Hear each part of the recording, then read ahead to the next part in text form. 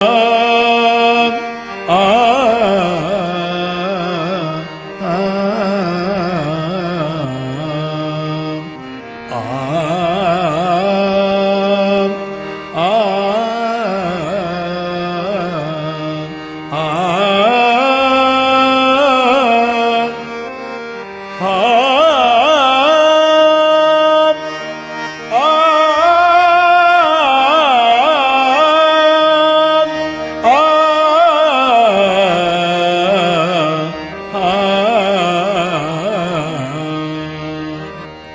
सबको नमस्कार करता हूं, क्योंकि ये जगह ऐसी नहीं है कि जहां कोई छोटा और कोई बड़ा हो। हम भी वही कर रहे जो आप कर रहे हैं। हम केवल ये विचारों में क्रांति लाते हैं और आप सबके घर तक पहुंचते हो। और ये बड़ा कार्य इसलिए, बहुत सी रैलियों में हम भी गए थे, लेकिन कहीं पे सत्संग नहीं रखा जाता। सत्संग का अर्थ पता नहीं होता। वो सोचते कहीं राम कथा होगी, कहीं कृष्ण कथा होगी। यहां कोई कथा नहीं है। सत्य क्या है, अगर यही पता करना है तो पहले जानना होगा मैं कौन हूं। आज अगर हम किसी को पूछते कि भैया आप कौन हो, तो पहले वो अपना नाम बता देगा। कोई अपनी जाति बताएगा, कोई अपने आप को गरीब कहेगा, कोई अमीर कहेगा, कोई ज्ञानी, कोई अज्ञानी कहेगा अपने आप को। लेकिन फिर भी मैं उसको पूछता हूं, मैं तुम्हारी पहचान चाहता हूं, तुम कौन हो। एक गुरु जी के पास एक साधक चला गया और कहने लगा, है गुरु महाराज दया करिए, मुझे आपका शरण दीजिए, मैं आपसे कुछ ज्ञान प्राप्त करना चाहता हूं। तो गुरु महाराज ने कहा, पहले मुझे ये बताइए आपके पास ज्ञान क्या है अभी। उन्होंने सुनाना चालू किया कि गुरु महाराज मुझे चारों वेदों का ज्ञान है, खट शास्त्र मेरे मुख पर है। 1 घंटे तक उसने अपनी बातें रटन करती रही, थक गया। फिर कहता है, गुरु महाराज इतना काफी है। तो गुरु महाराज ने फिर से पूछा, मैं कहता हूं और मैं पूछता हूं आपसे, तुम्हारे पास कौन सा ज्ञान है। तो बोले, महाराज मैं इतना सारा सब आपको सुना चुका हूं कि मैं ये सब ज्ञान जानता हूं। वो लिखा पढ़ी वाला ज्ञान नहीं, मुझे ये बताओ तुम्हारा ज्ञान क्या है। मुझे किसी का सुना हुआ नहीं चाहिए। आज तक तो हम भी यही करते थे, किसी ने कह दिया और हमने मान लिया। सबका मालिक एक, बार बार सुनते हैं हम, लेकिन एक नहीं हो पाए हम। उसका कारण क्या है? यही कारण जानने के लिए आज का शीर्षक रखा है हमने, मैं कौन हूं। संत के मत से अगर जाओगे तो पता चलेगा, कबीर साहब ने लिख दिया, कबीर कुआ एक पनिहारी अनेक। ये तो बर्तन न्यारे न्यारे पर पानी सब में एक। देह का स्वभाव, देह की प्रकृति सब भिन्न भिन्न हो सकती है, लेकिन तू और मैं कुछ जुदा नहीं है। तो जो जुदा दिख रहा है वो क्या है, यही तो जानना है हमें। कुछ लोग यहां पर बैठे होंगे तो कहते होंगे कि लो हमें तो कुछ पता ही नहीं, मैं कौन हूं। जी हां, अगर आप जानते भी हो तो अनुभूति नहीं है। 5 तत्व के शरीर को, 3 गुण की विचारधारा, इस जगत को अष्टधा प्रकृति बगीचा कहा गया है। इसी में हम और आप सब शरीर धारण करके तो आए हैं, लेकिन कर्म के अनुसार फल सबका अलग, सबकी प्रकृति अलग, सबका स्वभाव अलग, सबका कर्तव्य अलग। कोई यहाँ अमीर दिखता है, कोई गरीब दिखता है, लेकिन मैं ये कहूँगा ये भी एक सपना है। ये खुली आंख का सपना है, एक बंद आंख का सपना। ये भी सपना एक दिन खत्म हो जाएगा।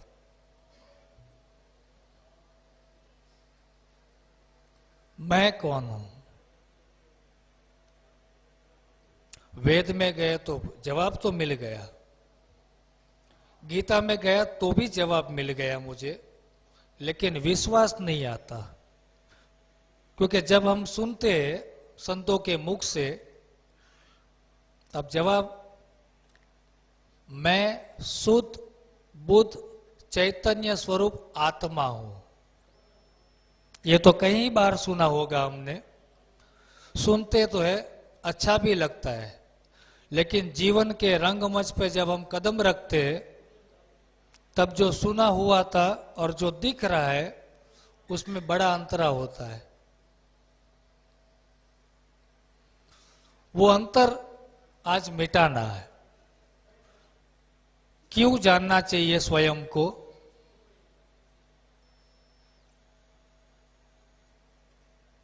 स्वयं को जानने का क्या फायदा? जिस तरह अचरज आपको लगता होगा, उसी तरह संतों को भी अचरज ही लगता है कि जगत के सभी चीजों को जानने वाला तू अपने आप को नहीं जानता। एक बार अगर अपने आप को जान ले तो फिर कुछ जानने को बचेगा भी नहीं। आपके भीतर में जितनी ऊर्जा पड़ी है, उस ऊर्जा का विशेष प्रयोग हम कर सकते हैं।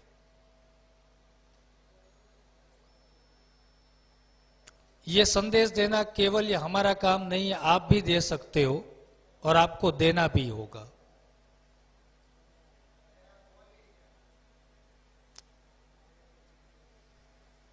अगर मैं एक आत्मा हूं तो मुझे ये क्यों ऐसा हो रहा है बार बार? कभी सुख, कभी दुख, कभी राग होता है, कभी द्वेष, कभी प्रेम, कभी क्रोध। मुझे चिंताग्रस्त में क्यों रहता हूं? क्योंकि तू उस जगह को नहीं जानता कि जहां पे ये सभी चिंता खत्म हो जाती है। आज सभी जगह हम तो देश विदेश फिरते हैं, वहां पे हमको पता चलता है कि बहुत से लोग साधना करते हैं, लेकिन उनको पता नहीं है ईश्वर शब्द में नहीं मिलेगा। प्रथम तो ईश्वर को पाने के लिए कोई ऐसा मंत्र भी नहीं है। जो व्याख्या है वो कुछ अलग है, जो बताया जा रहा है वो भी कुछ अलग है। क्या हम ऐसा नहीं कर सकते कि हमारे भीतर जो पड़ा हुआ है खजाना, उसको हम बाहर निकाल लें? जी, आप निकाल सकते हो, लेकिन तुम्हें चाहिए कि कोई ऐसा व्यक्ति जीवन में मिले जो पास में पड़े खजाने की तरफ खाली दृष्टि करवा दे, उसमें से खजाना लूट लो। लेकिन रहता था पास पास में, लेकिन छिपा हुआ, करके दया दयाल ने पर्दा हटा दिया। बस एक छोटा सा पर्दा है, उसको हटाना है। एक बार हटा लीजिए, आप जान लोगे कि मैं कौन हूं। अगर आपने जान लिया है तो फिर आप दूसरी बार कभी नहीं कहोगे कि मुझे चिंता लगी है। क्योंकि एक फूंक गुरु की लग जाती है तो जन्मों जन्म का कर्म जल के भस्म हो जाते हैं। जब कर्म ही नहीं बचेंगे तो तुझ में कर्ता भी नहीं होगा, कोई कर्तव्य भी नहीं होगा। लेकिन हमें पता नहीं। हम राम की कथा सुन लेते हैं। मैं कटाक्ष नहीं कर रहा हूं, सुनिए। मुझे दुख होता है कि राम की कथा करने वाले एक भाई के साथ में भी एक छोटी सी चीज के लिए भी झगड़ा कर देते, एक चम्मच के लिए, और कहते हैं कि हम राम को इष्ट देव मानते हैं। बस ये जो थोड़ा अंतर है वही काटना है हमें। आत्मा के गुण को बसाना है, किसी की सुनाई हुई बाबत नहीं, मैं कह लूं और आप मान लो ऐसा भी नहीं। क्योंकि जन्म जन्म का ये मेल, कर्मों का मेल, हम 4 योनियों में से पसार होते हुए, 184 योनियों में से पसार होते हुए आज मनुष्य देह में आए। इस मनुष्य देह का भी आपको कीमत अगर पता चल जाए कि तुलसीदास महात्मा ने कहा है, बड़े भाग मनुष्य तन पावा। देवों को भी दुर्लभ। तो हमें जरा भी अचरज नहीं होता कि क्यों ऐसा लिखा है। ऐसी क्या बात है मनुष्य शरीर में, कितना कीमती बताया गया है।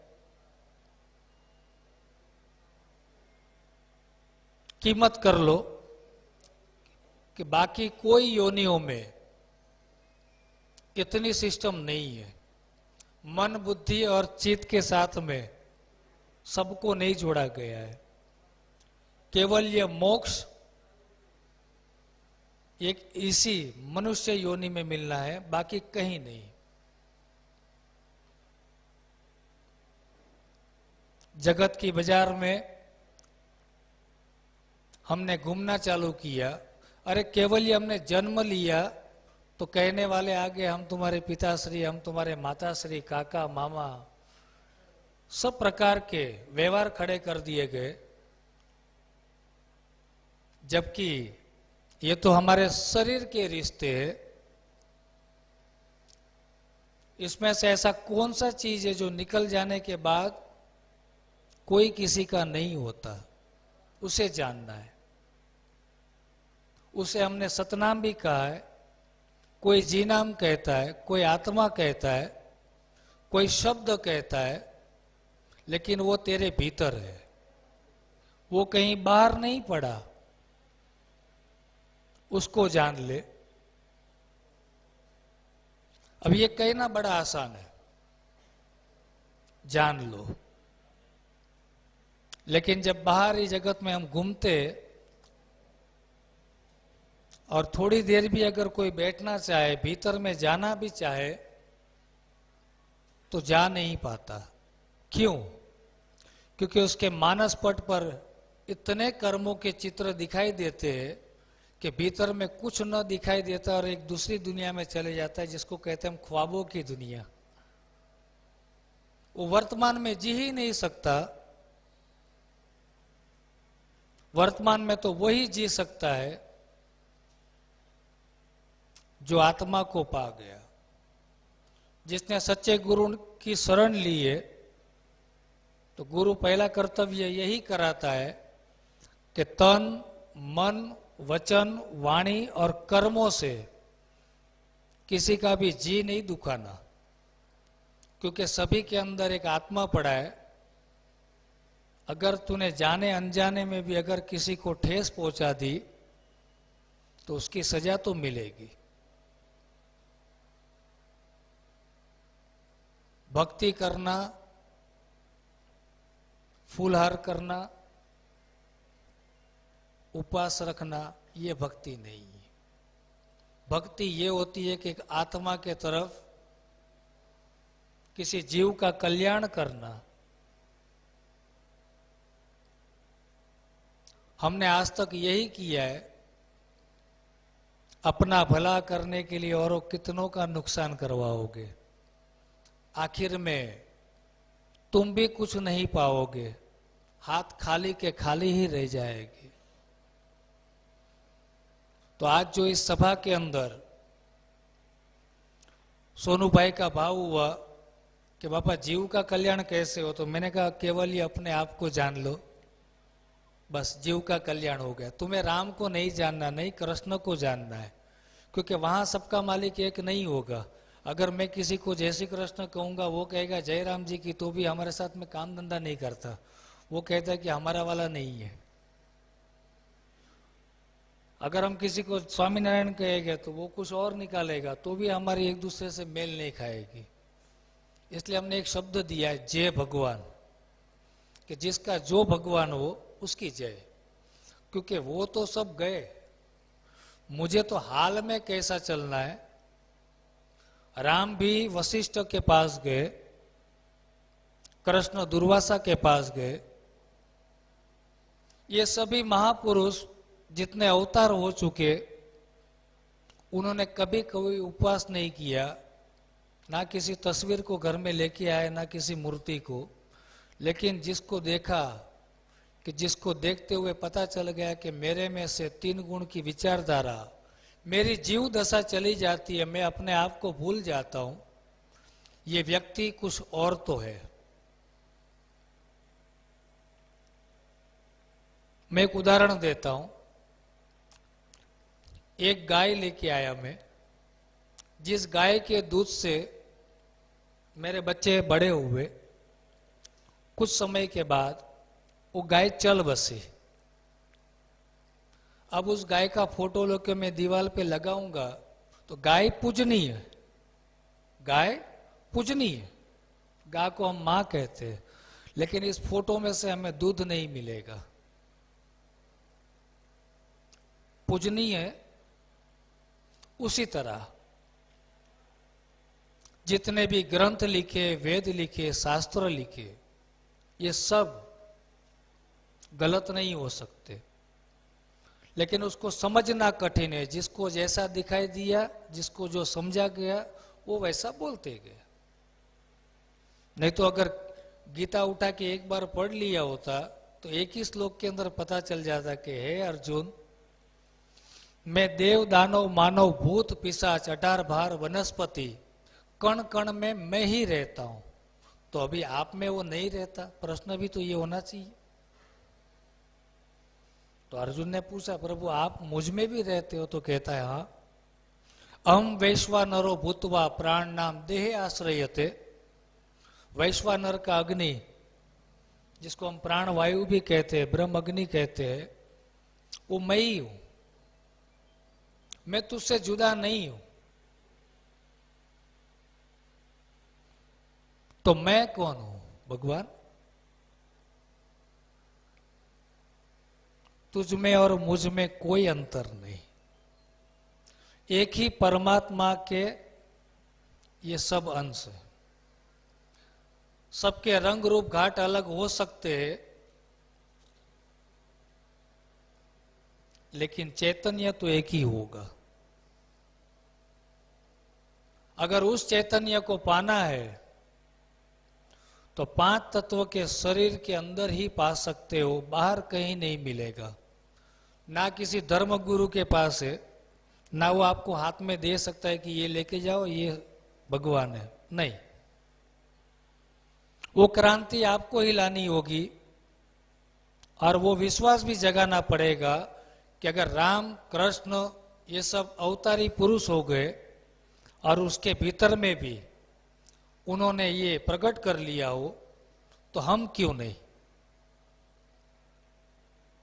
हम क्यों नहीं? उनके पास भी तो ऐसा ही शरीर था, आंख नाक कान सब कुछ ऐसे ही, वो भी मां के पेट से ही आए, लेकिन वो भगवान कहला गए अपने आप को। और आज हम वहीं के वहीं खड़े। ऐसा क्या करना होगा मुझे? ये ज्ञान प्राप्त करना है, और ना कि उस धर्म गुरु के कायम उसकी शरण में पड़े रहो। मैं ना कहूंगा, मैं नहीं पड़ा रहने को कहूंगा। अगर मरीज कोई डॉक्टर के पास जाएगा तो अगर वो अच्छा हो गया तो डॉक्टर उसको रखता नहीं है कि अब यहां पे रहो, अब चले जाओ, अब दूसरे मरीज को आने दो। और वो जो गुरु कहता है कि नहीं, तुमको मेरी शरण में कायम रहना है, अगर तुम यहां से हटोगे तो फिर तुम वैसे हो जाओगे, नहीं। हाँ, जब तक हम अपने आप को नहीं जान लेते, स्वयं को नहीं जान लेते, तब तक उसका सहारा लेना होगा। किसी ने मुझे आके कहा, गुरु महाराज मैं 18 साल से गुरु की शरण में हूं, मैं कुछ जानता भी हूं। मैंने कहा बताइए। बोले मैं जीव में से शिव हो गया हूं। मैंने कहा कितने समय में? बोले बस गुरु की शरण प्राप्त कर ली और उन्होंने मुझे कह दिया आज तू जीव नहीं रहा, तू शिव हो गया। मैंने कहा तू तो ऐसी बातें कर रहा है कि जिस अवनी पे तू बैठा है, जिस धरती के ऊपर तू बैठा है, उसी धरती में सोना चांदी सब कुछ गड़ा हुआ है, लेकिन बिना खोदे तू ये कह रहा है कि मैं करोड़पति हो चुका। दूध के अंदर ही घी पड़ा हुआ है, लेकिन दूध पीते हुए घी का स्वाद नहीं आता। उसी तरह किताबों से पढ़ लिया या किसी गुरु या धर्म गुरु में से किसी के वहां से ये पता चल गया कि तू आत्मा है और मान लिया, तो भी मैं कहूंगा कि ये अधूरा ज्ञान है। जानना है तो किसी की शरण से खाली इतना पूछो कि जैसे मैं यहां से आ रहा हूं और दो रास्ते निकले, जिस राह पे मुझे चलना है तो मैं किसी को पूछूंगा भाई साहब ये रास्ता मुझे कहां, तो ये भाई साहब ने बता दिया कि इस रास्ते चले जाओ, तो मैं उसका धन्यवाद कहूंगा कि आपने मुझे अच्छा रास्ता दिखाया। लेकिन कायम उसकी शरण में रहना ये नहीं हो सकता। हम नहीं कहते कि तुम फॉलोवर्स बनो, नहीं, यहां कोई साधक नहीं है, कोई गुरु नहीं है। पहली बात तो ये जान लीजिए। यहां कोई शूद्र भी नहीं हो सकता, ना कोई ब्राह्मण हो सकता है। यहां कोई ज्ञानी भी नहीं है, कोई अज्ञानी नहीं है। ये तो केवल एक चेतन का मेला है। जो भेदभाव रखता है हमें उनकी जरूरत नहीं है। समाज सेवा करना, सोनू भैया ने मुझे बताया, मैंने कहा देखो आज तक मैं किसी राजनीतिक पार्टी के लिए कोई सभा नहीं की, लेकिन आप कह रहे हो मैंने कभी देखा नहीं है। तो कहने लगे बाबा आप जैसा चाहते हो वैसे ही 18 वर्ण यहाँ पे आपको मिलेंगे। वो 18 वर्ण जिस तरह एक तालाब के किनारे पे रह के सिंह और बकरी पानी पीते, वहां कोई भेदभाव नहीं होता। यहां पे ऐसा कोई आपको नहीं मिलेगा जो भेदभाव करेगा। और आप अगर थोड़ी क्रांति लाओगे तो और थोड़ा कार्य बढ़ेगा। 1 से 2, 2 से 4, ये विचारों की क्रांति आगे आगे तक फैलेगी।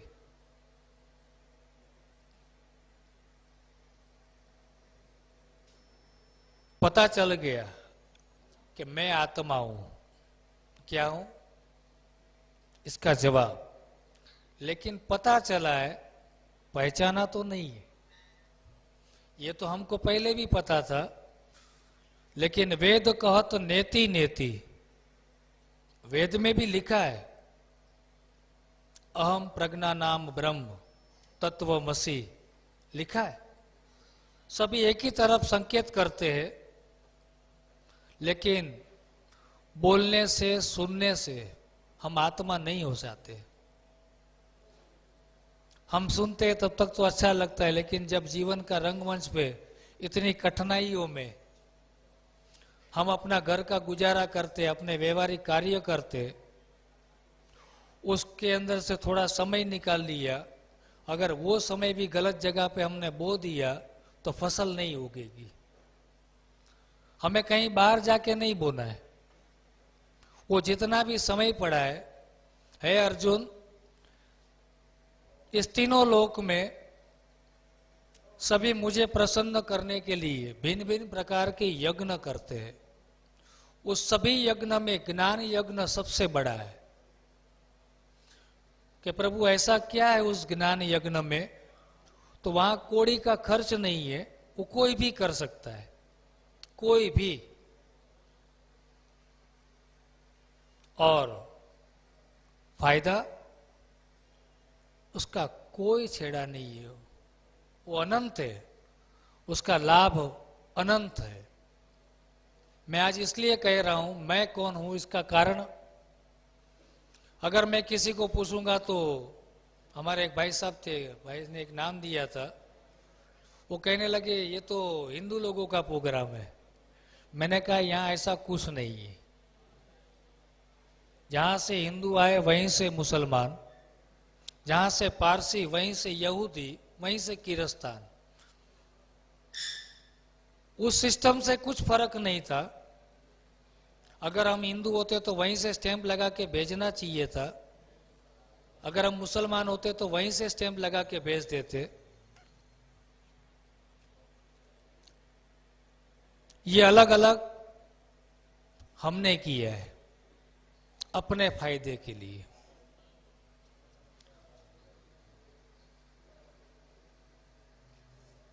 आज हमें एक करना है कि यहां तुझ में और मुझ में कोई फर्क नहीं है। जब अपना फर्क जान लोगे तो अंतिम निर्णय भी यह आएगा कि मुझ में और परमात्मा में भी कोई फर्क नहीं है। मैं ही परमात्मा हूं, मैं ही ईश्वर हूं। जब आप खुद ईश्वरमय हो जाओगे तो फिर कहीं संकोच नहीं रहेगा।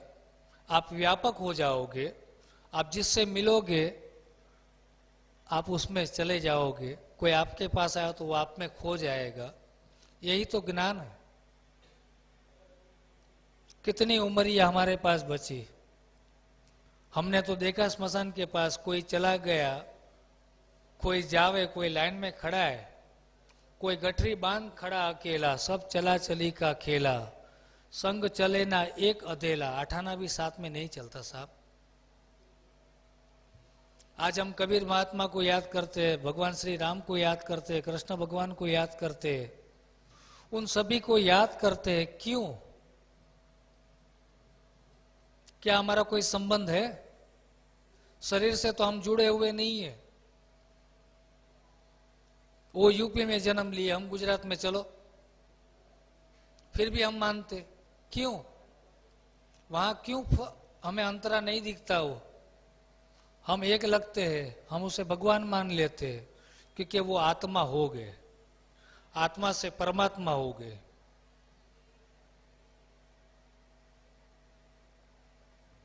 आत्मा बनना है, चलो आगे चलते। ये तो हमारी रूपरेखा थी शुरुआत की। तकलीफ कहाँ है? अगर सृष्टि की रचना गिनो, पिंडेशो ब्रह्मांडा, ये छोटा ब्रह्मांड है और ये बड़ा ब्रह्मांड है। दोनों के नियम एक ही।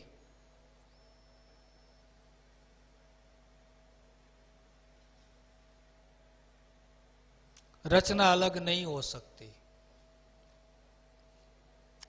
कर्म योग से बनी ये काया। जब दो का मिलन होता है तब तीसरे का प्रागट्य होता है। तो आपको भी पता है, मुझे भी पता है। ये शरीर बूंद पिताश्री का, माता के रक्त से मिला, लेकिन हम और आप ना मां के पेट से आए, ना हमारा जन्म होता है, ना मरण। हमने तो ये शरीर धारण करके ही ये सोच लिया कि हम कायम इसी शरीर में रहने वाले हैं, ये कायम हमारे हैं। कबीर साहब ने लिख दिया, सोम फाट नवखंड भया। मां की नाभि से जुड़ा हुआ एक तार मां से जैसे ही जुदा हुए वो एक का दो हो गया। एक भीतर में रह गया और एक बाहर चला गया। जो बाहर चला गया उसे मन कहते, उसे जीव कहते, और भीतर जो बैठा है वो अक्षर ब्रह्म, जो बाहर है वो अक्षर ब्रह्म। लेकिन क्षर और अक्षर को उत्पन्न करने वाला अक्षरातीत परमात्मा खुद, वहां पे ना कोई हिंदू है, न मुसलमान, न शूद्र, न ब्राह्मण, न गरीब, न अमीर। केवल ये कर्मों के अनुसार हमें वो शरीर मिला है जो कर्मों का फल भुगत रहे यहाँ पे, वहां से हम जुदा तो हो गए और मन ने बाहर जाना चालू कर दिया। मन बाहर घूम रहा है, मन को भीतर का पता ही नहीं कि सुख कहां पड़ा है, शांति कहां पड़ी है। अरे जब हम थक जाते हैं तो शाम को एक बार तो अपने घर पे आते हैं, तब हमें सुख मिलता है, शांति मिलती है, हमारी थकावट दूर होती है। लेकिन ये मन चारों दिशा में घूम रहा है, बहुत चंचल है ये। अब अगर पूरा आत्म रूप बनना है तो ये मन जो अक्षर नाम दिया गया, जो भीतर में पड़ा अक्षर, जो चेतना से ये शरीर चल रहा है, जिससे हम सुन सकते हैं, देख सकते हैं, बोल सकते हैं, ये दोनों जब तक नहीं मिलेंगे तब तक परमात्मा का द्वार हमें नहीं मिल सकता। इन दोनों को एक करना होगा। गुरु का ज्ञान ही यही है। एक तो अपनी जगह पे बैठा है, लेकिन जो दूसरा बाहर घूम रहा है उसको अंतर्मन करना। जब मन अंतर्मन हो जाएगा और अपना घर देख लेगा तो फिर आप गुरु के पास नहीं जाओगे ज्ञान सुनने के लिए, फिर आप किताब नहीं पढ़ोगे। आप ये कहोगे जिसको आप देखना चाहते हो मैंने देख लिया है। आप जिस राम की बात करते हो मैंने उस राम को भी देख लिया जो मेरे भीतर में रहता है। अब मुझे कहीं नहीं जाना। लेकिन जब संप्रदाय खड़े हो जाते, धर्म की व्याख्या खड़ी हो जाती है, तो हम एक दूसरे से जुदा हो जाते। नहीं तो आज अगर हम गिनाए तो ऊपर चलो,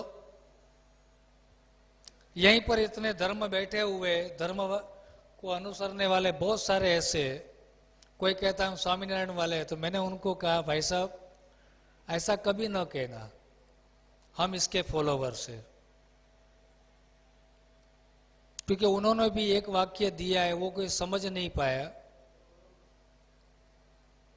कि 14 गोलोक के भीतर मध्य में मेरा अक्षरधाम है।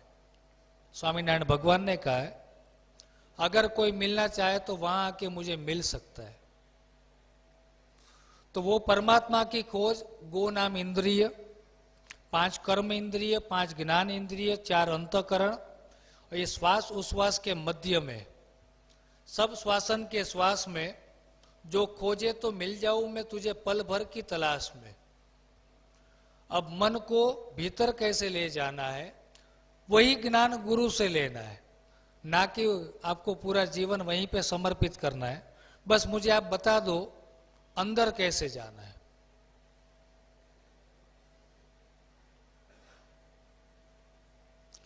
तो जैसे ही हमने हमारे गुरु के पास गए, ज्ञान भी जान लिया कि भीतर में मन कैसे लिया जाए, जैसे ही हमने इस तरह बैठना चालू किया इस मुद्रा में, तो देखा कि मन तो बाहर चला जाता है, शरीर पड़ा रहता है, मन फिर किसी विषयों में दौड़ता है। जिस रंग रूप घाट आकार में हम अक्खा दिन रहते हैं वही मानस पट पे आता है चित्र के तौर पे। हम ध्यान तो धर ही नहीं सकते। फिर गुरु महाराज की शरण में गए।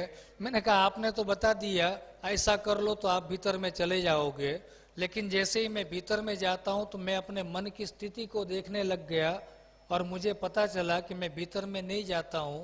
तो मुझे पूछा कहां पे चले जाते हो? तो मैंने कहा कहीं संसार में कुछ छोटे मोटे कार्य में लगना चालू हो जाता है।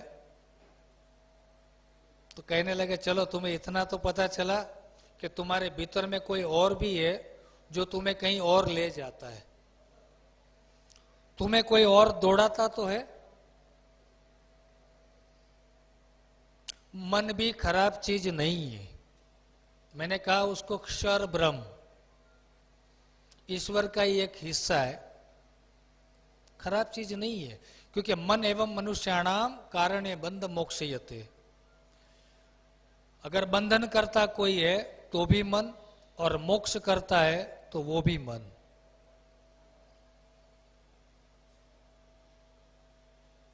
मन को छुड़ाना है केवल ये ज्ञान से, समझा के। एक बच्चा बहुत जिद्दी था, वो मानता नहीं है, लेकिन उसकी जनेता को पता होता है कि उसके बच्चे को कैसे मनाना। तो ये मन की जनेता रूप हमें सद्गुरु मिलते कि मन को कैसे मनाया जाए। जग तप, तीर्थ हमने इसीलिए किए कि हमें सुख और शांति मिले। कहीं अनुभव नहीं होता, आखिर हम थक जाते।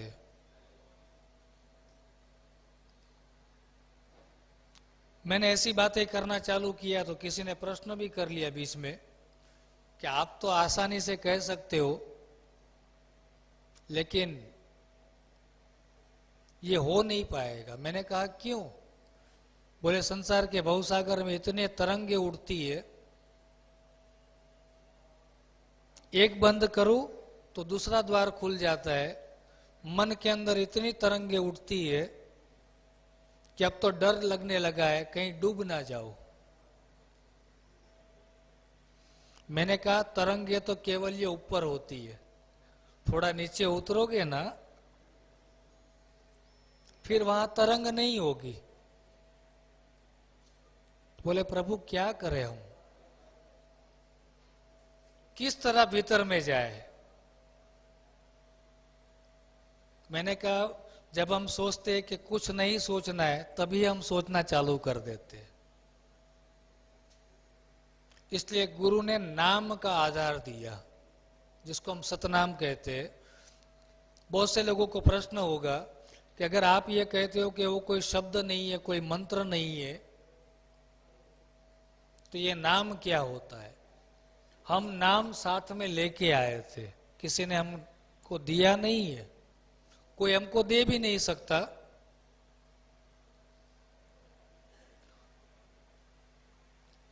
खाली पहचान करवा सकता है, नाम की पहचान।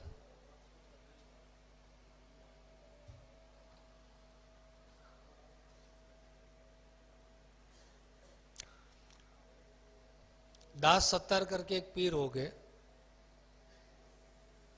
वो भी अल्लाह की तलाश, मतलब ईश्वर की तलाश में घर छोड़ के निकल चुके। वडोदरा में अनवर मियाँ हो गए। उस अनवर मियाँ के पास जाके कहने लगे, मियाँ जी हमको खुदा का ज्ञान दीजिए। तो अनवर मियाँ ने कहा तुझे पता है खुदा क्या होता है? खुदा क्या है? तो कहने लगा अल्लाह तो एक नूर है, जिसको हमने ज्योति कहा है। अल्लाह एक नूर है। तो कहता है इतना तो तुझे पता ही है कि अल्लाह अगर नूर है तो नूर ही नूर जिन आंखों में चल रहा है उस आंखों में डूब जा। यहां नूर के बिना कुछ नहीं है। यही तो ब्रह्म का दरिया है, चेतन का दरिया है। केवल ये तेरे चर्म चक्षु से तू देख रहा है, इसलिए तुझे शरीर के गुण भी दिखाई देते हैं और तुझे अवगुण भी दिखाई देते हैं। इस देह अध्यास को बात करके देख तो पता चल जाएगा कि ईश्वर कौन है, अल्लाह कौन है। बस इतना ज्ञान लिया और दूसरे दिन अगरबत्ती लेके जो भी मिलता था रास्ते में ऐसा ऐसा कर रहा था। तो लोगों ने उसको पगला कहा, मूर्ख कहा।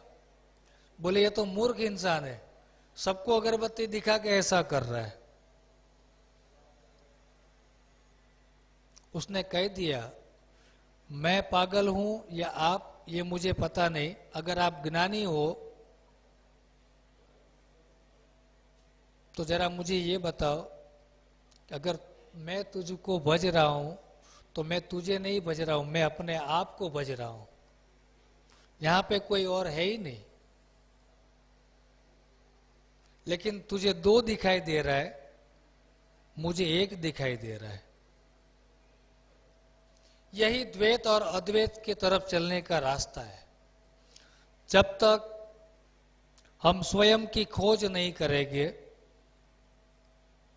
स्वयं की खोज करने निकला तो मुझे पता भी चला कि पंच विषयों में मेरा मन कायम लिप्त रहता है, ढका हुआ रहता है।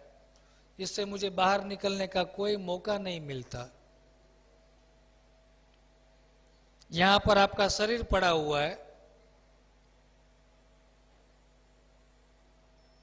अगर कोई ऐसी बात हो जाए तो मन चला जाएगा बाहर। मैं एक किस्सा सुनाता हूं। हाईवे रोड के ऊपर मेरी गाड़ी 100-120 की स्पीड में चल रही थी, बीच में एक कुत्ता आ गया जो 2 दिन से मरा हुआ था और कई गाड़ियां उसके ऊपर से चली गई। अब इतना सुनते ही कुछ लोगों के मुंह बिगड़ने चालू हो गए, जैसे यहां पे बात आ रही हो, जबकि वो कहानी भी सही नहीं थी, गलत। वो कुत्ता भी नहीं है ना वो रास्ता है। फिर भी अगर हमारा मन जिस दिशा में दौड़ता है उसकी असर आना चालू हो जाती है। शेयर मार्केट वाले हमारे एक भाई साहब कहते हैं कि बाबा जी कल हमने 3,000 रुपया कमा लिया, कल 500 रुपये की आइसक्रीम मंगा ली बच्चों के लिए। फिर दूसरे दिन मिला तो कहने लगा मुंह लटका के कि आज 2,000 का नुकसान हो गया। तो मैंने उसको पूछा, भैया 3,000 भी कागज के ऊपर ही थे और 2,000 भी कागज के ऊपर। फायदा तो वो ले रहा है जहां तेरा पैसा लगा है, तू तो खाली इसके ऊपर देख रहा है। बढ़ा तो खुश, कम हुआ तो दुख। यहाँ कुछ घटता नहीं, कुछ बढ़ता नहीं। मेरे को कहता नहीं नहीं बाबा जी, बढ़ता तो है और कम भी होता है। मैंने कहा तेरी दृष्टि से 4 युग चले गए, ना कभी पानी घटा, ना ऑक्सीजन। नहीं तो इतने लोग ऑक्सीजन लेके कार्बन डाइऑक्साइड निकालते तो घट जाना चाहिए था। ना सूर्य का तेज घटा, ना जीव घटे, कुछ भी घटता नहीं है ना बढ़ता है। केवल ये भाग्य के अनुसार सुख और दुख की अनुभूति तू कर रहा है। लेकिन जब तू जाग जाएगा तो कहने लगा मैं जाग जाऊं, मैं तो जागा हुआ ही हूं। मैंने कहा नहीं नहीं, अज्ञानवश जो भी बैठा है वो सब सो रहे। जनक राजा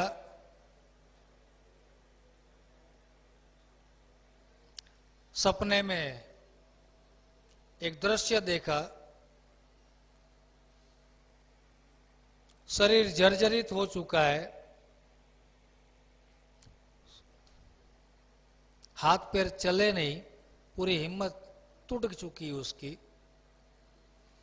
पेट में आग लगी है, कुछ खाने को चाहिए,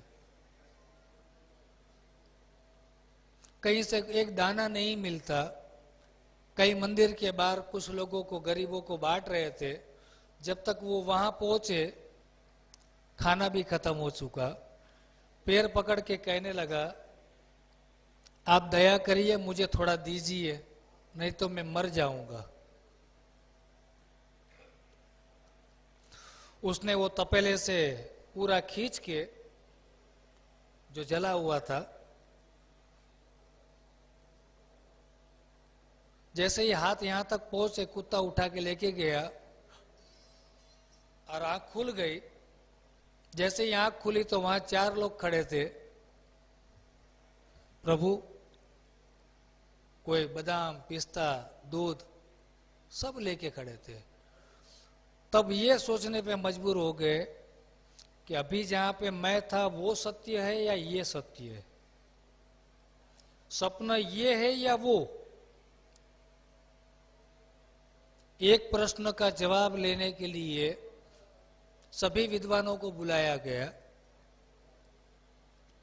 कहीं संतुष्ट नहीं हुए। आखिरकार अष्टांग वक्र इसका जवाब देते और एक ही शब्द में कहा कि हे जनक, वो भी सपना है और ये भी सपना है। बोले कैसे? बोले ये खुली आंख का सपना है, वो बंद आंख का सपना है, दोनों है तो सपना ही। तेरे और मेरे जैसे कितने लोग यहां पे आए, संसार को भोगने के पीछे दौड़ते रहे, चले भी गए, आज उनका कोई नामो निशान नहीं है। परिवर्तन ही संसार का नियम है। तो बोले अच्छा अच्छा ये ठीक है। तो बोले नहीं, अभी भी बाकी है, वो भी सत्य है और ये भी सत्य है। तो कहने लगा ये कैसे हो सकता है? जब वो गलत है तो फिर वो सत्य कैसे हो सकता है? तो कहा देखो, जब तुम्हारी हाजिरी वहां पे थी, जब आप सपने में थे, तब आपको पसीना चढ़ गया, मतलब आप वहां पे साक्षी रूप तो थे ही, और आप यहां पर हो, ये भी एक साक्षी रूप आप ही हो। तो गलत और सत्य के बीच में तू एक ही है जिसको सत्य कहा जा सकता है, बाकी है तो दोनों ही गलत। कुछ भी यहां नहीं रहता, रहता है तो केवल ये तू, मतलब अपने आप को जान लो। तो जनक विदेही हो गए, देह होने के बावजूद वो शब्द लगा वैदेही। संसार की कोई भी असर उन तक नहीं पहुंचती थी, क्योंकि उनको पता चल गया जगत एक रेन का सपना। हम खाली एक पद से जुड़ जाते हैं। क्या जुड़ जाता है? तो हम दूसरी चीज को हल्का गिन लेते। मान लो कल तक मैं कुंवारा था, तो मेरे घर में जो कहते थे वो नाम से बुलाते थे। तो जैसे ही कहीं मेरी शादी हो गई तो उस गांव में गया तो सब मुझे कहते थे आइए जवाई राज, आप कैसे हो? आपसे बात करना लोगों ने चालू किया तो मैंने सोच लिया कि वो सब बेकार लोग हैं जो मुझे तू तारी करते हैं।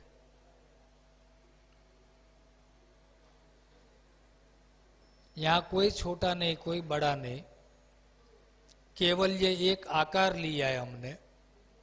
सबका आकार अलग अलग होता है। अब मैं बताता हूं वो आकार कैसा होता है। जब इस शरीर की बीवी सामने आएगी तो मुझे कहना नहीं पड़ेगा पति का आकार लो करके, मैं बन जाता हूं ना।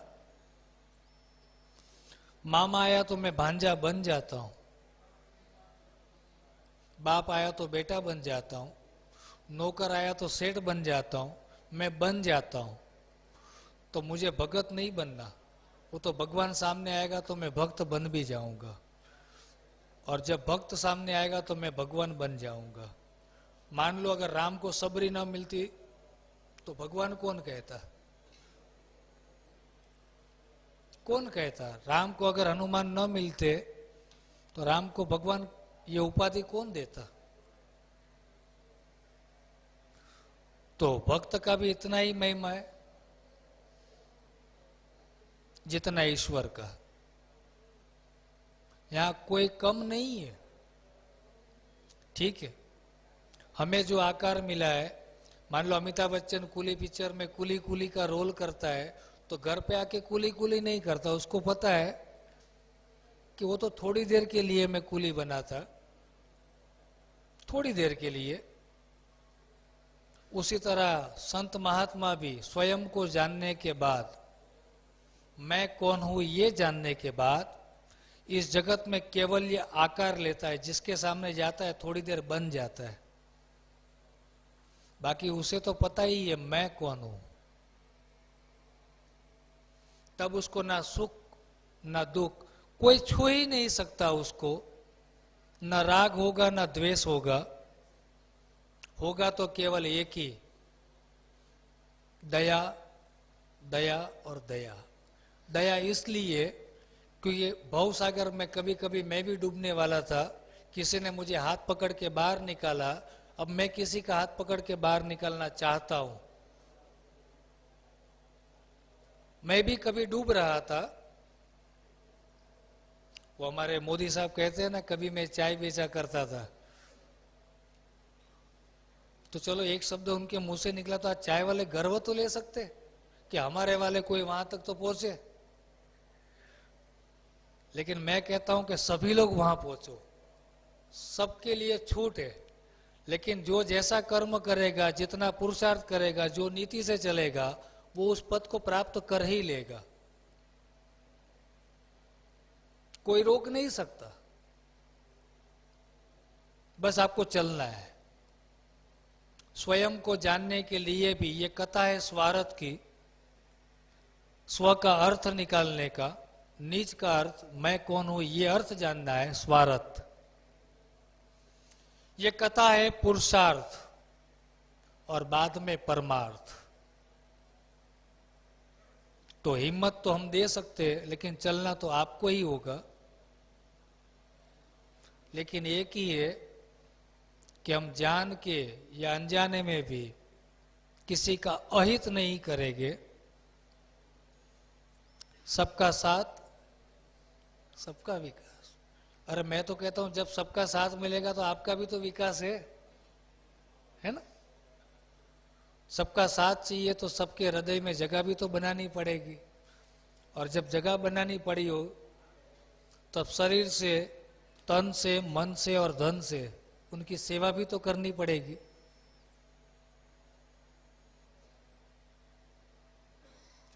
जब इतना कर दोगे तो फिर वो भी कहेंगे कि नहीं वो भला आदमी है। तो संत भी भला आदमी होता है, समाज सेवक भी भला आदमी होता है। जो केवल ये अपने लोगों के लिए रोता है, 4-5 जितने सदस्य घर में हो उसके लिए ही जीता है, तो फिर क्या जिया। जो समाज को साथ में लेके चलता है, समाज में क्रांति लाता है,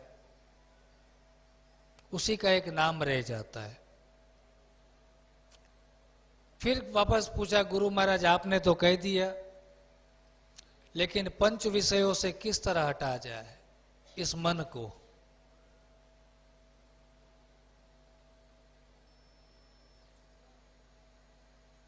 तो कहा कुछ मत कर। कुछ न करना भी बहुत कुछ तक ले जाता है।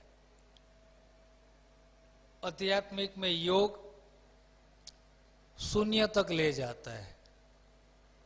शून्य, जहां कुछ अवशेष ना रहे। लेकिन कुछ करने का जो भाव होता है वो भीतर में नहीं चलता। बाहर जगत में बहुत कुछ करना पड़ता है, भीतर जगत में कुछ न करना, बस इतना तालमेल बिठा लिए।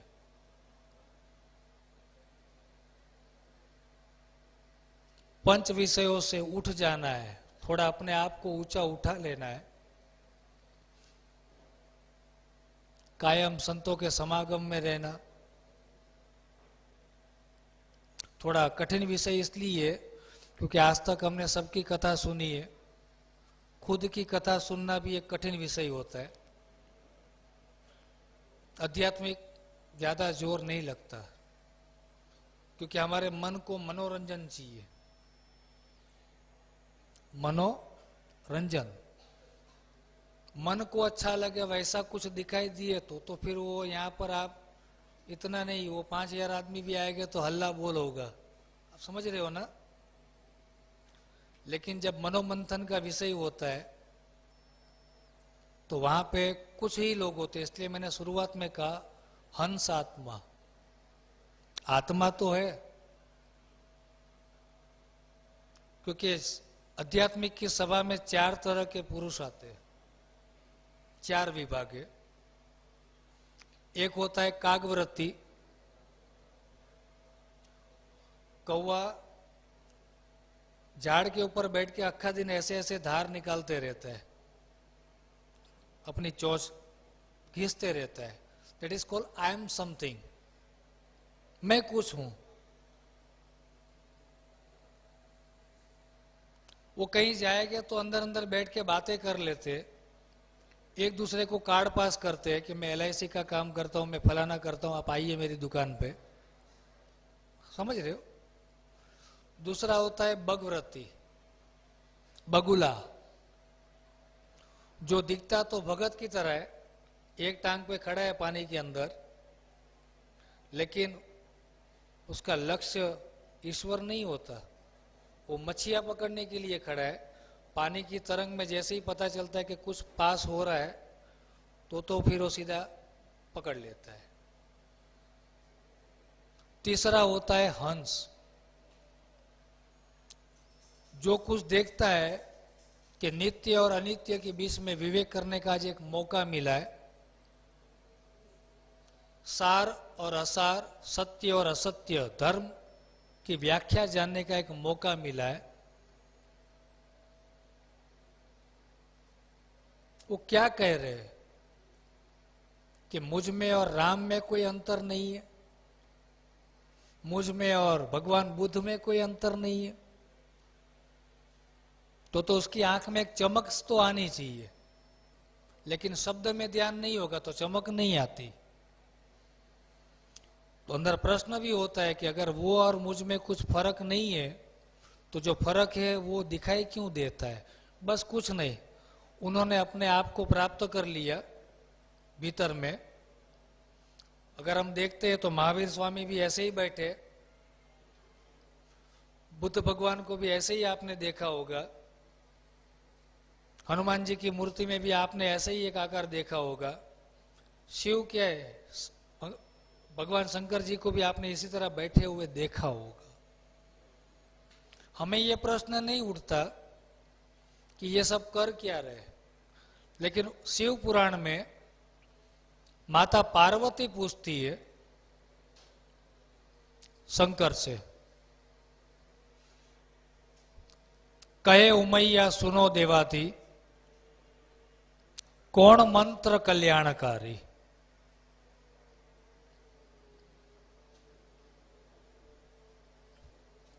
सभी जगह सभी जीवों को हमने देखा है, आपको महादेव कहा गया है, महादेव। तो आप किसका ध्यान धरते हो? तब शंकर जी कहते हैं तुम रहने दो, तुमने माया का आकार धारण किया हुआ है और आप ही की त्रिगुण शक्ति से ही इस संसार की रचना हुई है। यही त्रिगुण की जो लीला है वो ईश्वर तक पहुंचने नहीं देता।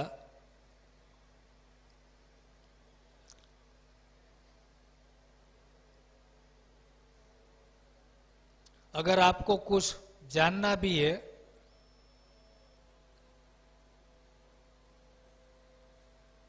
तो आप जान नहीं पाओगे,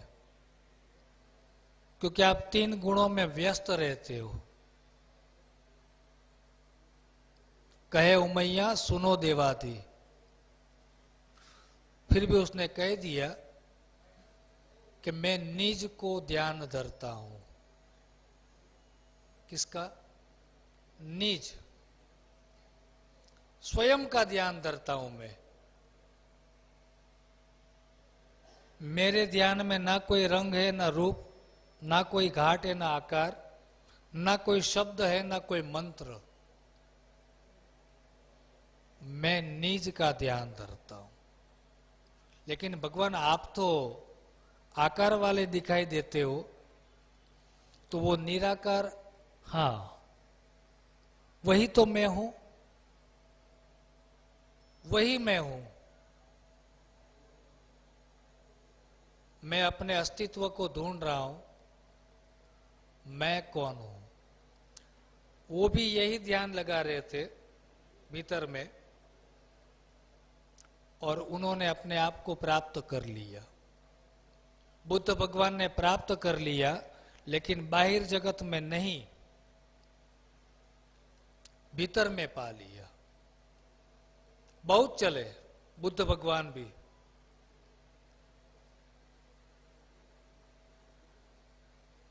धर्म की व्याख्या करते हुए निकल पड़े, लेकिन आखिर जब बोधि गया में एक वृक्ष के नीचे बैठ के कह दिया, अभी आपको चलना है तो आप आगे बढ़िए, अब मैं थक गया हूं, तन से और मन से दोनों से मैं थक गया हूं, अब बस आर या पार, जो होना होगा यही होगा। और वो वहीं पर बैठ गए और एक नई सुबह हुई और नाम बदल गया बुद्ध भगवान। एक रात में ऐसा क्या हो जाता है? एक रात नहीं सरकार, ये केवल ये एक पल होती है। एक पल भीतर में जिसका एक पल ध्यान लग गया, गीता में तो उससे भी ज्यादा डिस्काउंट दे दिया, छूट। हे अर्जुन, गाय की सींग के ऊपर राय का एक दाना रखो और जितनी देर ठहरता है उतनी देर तू मुझ में केवल ये स्थित हो जा, ठहर जा, बस। अब बोलो ध्यान कितना है? केवल ये इतना। और हम पूरी जिंदगी निकाल देते ईश्वर को ढूंढने में, ईश्वर की व्याख्या करने में। ईश्वर हमें कहीं नहीं मिलता, सिर्फ उसकी बातें मिली, और बातें भी उनके द्वारा सुनी गई जो अपनी दुकान चला रहे थे। अरे मैं तो कहता हूं वो एक ही बार यहां पर आए, एक ही बार नक्की कर ले कि मुझे जानना है, मैंने बहुत प्रयास किया है,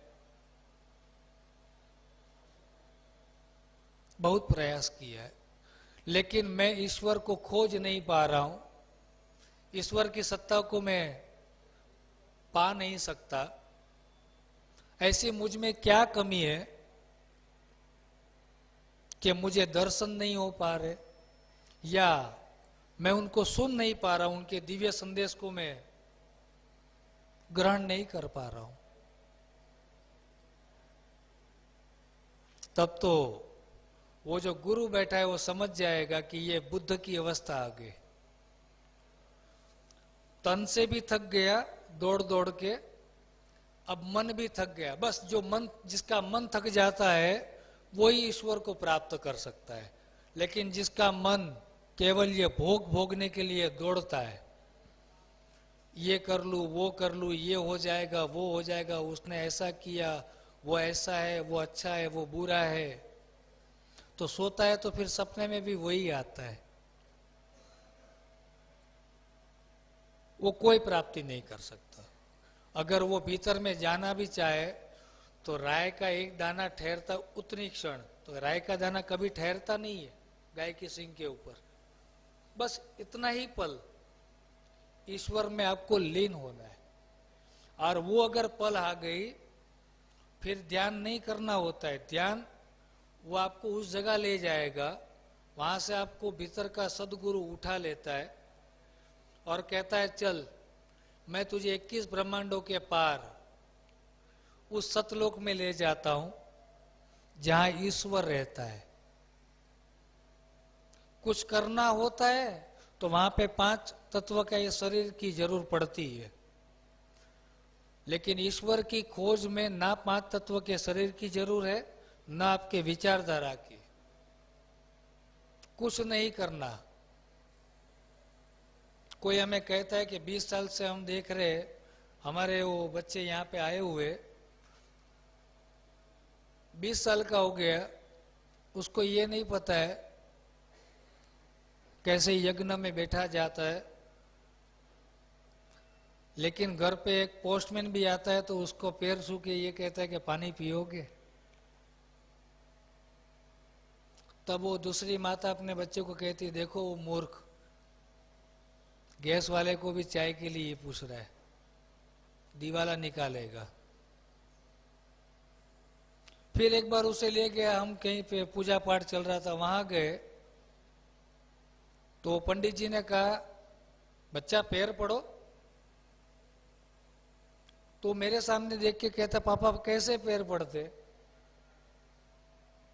तो पंडित जी कहते, आपको इतना भी नहीं पता? तो बोला, मैं तो अंदर आते ही आपको पैर पड़ लिया, मुझे इनका पता नहीं है। ये तो आपने कह दिया ये भगवान है, तो अगर ये भगवान है तो फिर मुसलमान का अलग क्यों होता है, बुद्ध का अलग क्यों होता है, महावीर का अलग क्यों होता है? लेकिन सबका मालिक अगर एक है तो वो कहते हैं कि सबके अंदर रहता है। तो मैं उस प्रकट भगवान को पूछता हूं, आज भी अगर एक चॉकलेट उन दोनों भाइयों के बीच में दे दो तो खींचे में पूरा दिन रखता है और शाम को दोनों भाई मिलके बांट के खाते। ये चीज लाने के लिए जब वो 5 साल का था और दूसरा वाला पेट में था, गर्भ में, तब इसने कह दिया कि देखो वो लड़का मेरा काम मानता नहीं है। तो मैंने उसको बुलाया, मैंने कहा तू इधर आ। बोले हाँ पापा। मैंने कहा तुम्हारी माताजी क्या कहती है, तुम उसका कहा नहीं मानते हो? बोले पहले मुझे एक सवाल का जवाब दो। अब उस बच्चे ने प्रश्न का जवाब मुझसे मांगा। मैंने कहा बोलो। मुझ में भगवान है कि नहीं? आप सबको कहते हो कि आप ईश्वर की मूर्ति हो, ईश्वर हो, आप परमात्मा का ही एक रूप हो, तो मुझ में है कि नहीं? तो मैंने बड़े आसानी से कहा हाँ बेटा। तो बोले इस छोटे से परमात्मा को कितना दुख देती है, कभी शक्कर लेके आओ, कभी साबु लेके आओ, कभी दूध लेके आओ।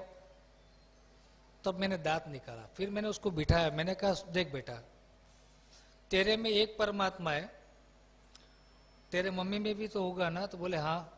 मैंने कहा उसके अंदर एक छोटा सा और भी एक परमात्मा बैठा है जो अभी आने वाला है, वो अगर दुखी होगा तो। ऐसा करके हमने 10 मिनट बातें कर ली, वो लड़का वहीं पे रोने लग गया। बोले पापा आई एम सॉरी।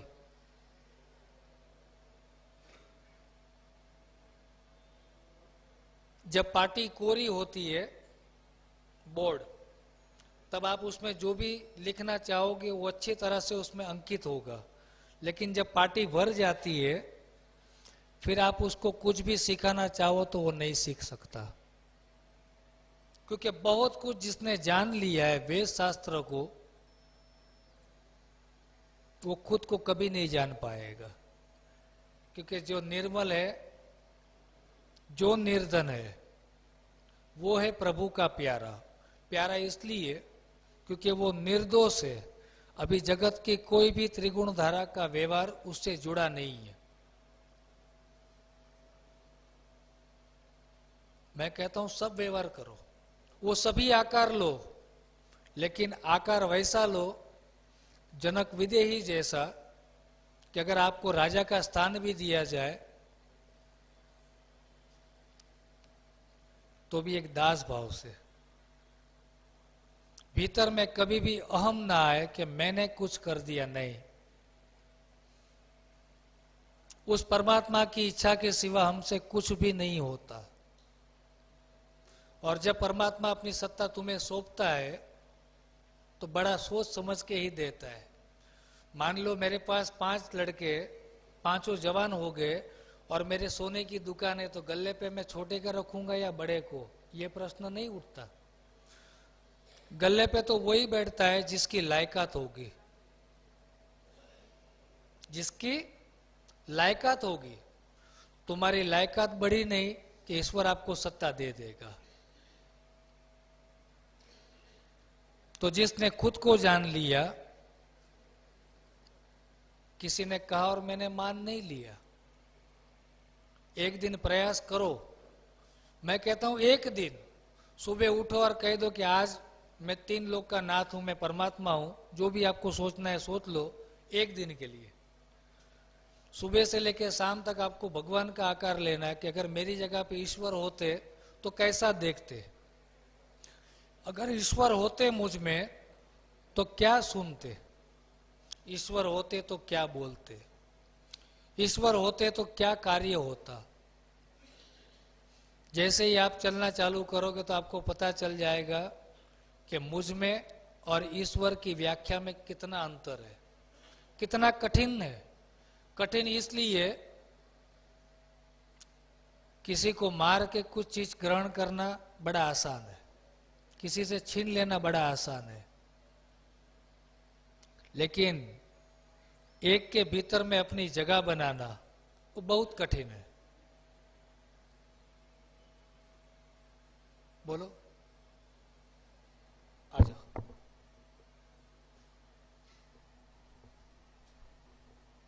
बोलिए।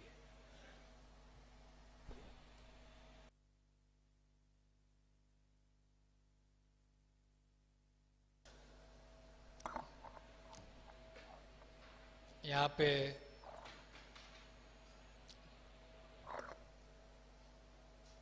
उनका समय भी बहुत कीमती है, और समय जिसका कीमती हो उसको रुकना भी नहीं चाहिए। क्योंकि यहाँ पे मैं भी नहीं रुकूंगा, मैं भी एक समय लेके आया हूँ। अब मैं दो तरह से बात कर रहा हूँ। यहाँ पे कोई रहने वाला नहीं है, कोई चला गया, कोई जावे, कोई गठरी बांध खड़ा अकेला। लेकिन कोई व्यक्ति पूरे दिन में 500 रुपया कमाता है तो उसके 8 घंटे की वैल्यू 500 हो गई, कहते हैं ना। मैं थोड़ा एक लास्ट एग्जांपल दूंगा, बाद में कुछ ऐसे व्यक्ति है उसके लिए मुझे कहना पड़ रहा है।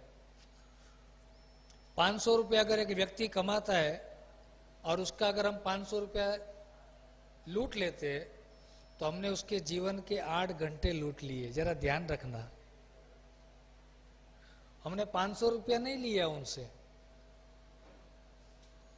अगर कोई आदमी दिन का लाख रुपया कमाता है और उससे अगर 500 मिल जाए तो उसके वो 10 मिनट होगी, समझ रहे हो। लेकिन वो लागू तो पड़ेगा सबके लिए, नियम तो एक ही है। किसी ने मुझे कहा कि अरे यार मैंने सिर्फ 500 रुपया लूटा है। मैंने कहा तूने 500 रुपया नहीं लूटा है, उसके 8 घंटे ले लिए। वो बेचारा 8-10 घंटा काम करता है, बाद में 500 रुपया लेके आ गया। तेरे लिए 500 रुपया अभी तू जाके नीचे बीड़ी पी लेगा, 4 मावा खा लेगा, तू खत्म कर देगा, उसकी जिंदगी को तू ऐसे ही उड़ा देगा। समय सबका कीमती है, लेकिन मैं तो ये कहूंगा